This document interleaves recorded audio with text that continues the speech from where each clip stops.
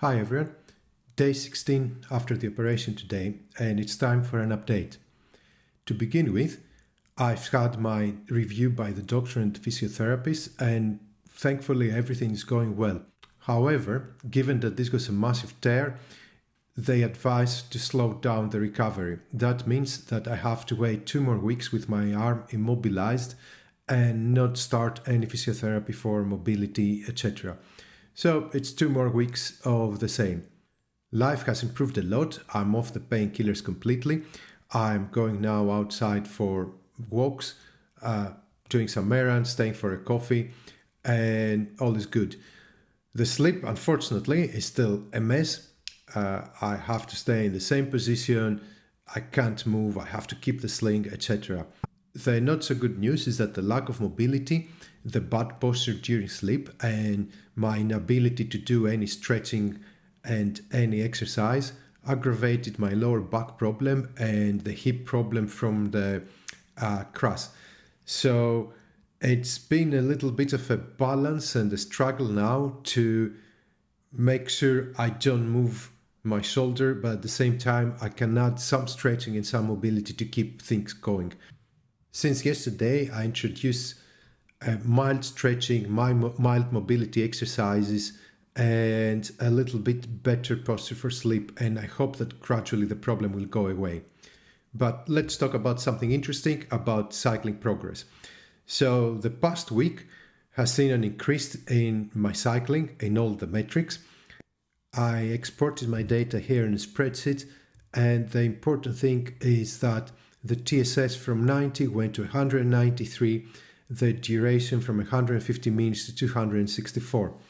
Also, you will notice some increase in intensity. These are the minutes spent on each zone, and it's obvious while the first week I stayed exclusively in zone 1 and 2 and only 6 minutes in zone 3. The second week I increased my zone 3 in 24 minutes, and I even went to zone 4 and 5 and 6, which probably is not very prudent. In the beginning of this second week I felt quite good, and on Tuesday I decided to ride the Zwift Racing League Team Time Trial. I did this with our secondary or overflow team, so that didn't pose a lot of stress to me. Nevertheless, it was a much harder effort than usual. As you can see here, I stayed very little at a threshold. Most of the time I spent it in zone 1, 2, and maybe a little bit of tempo.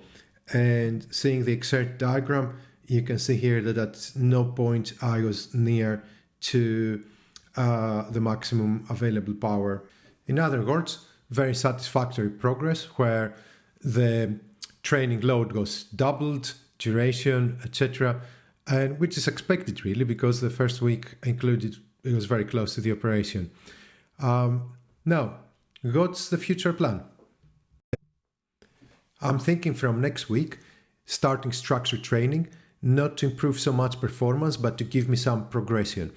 I will probably do that on trainer road, and I will use some FTP way below my actual FTP so that I can ease in instead of trying pretty hard.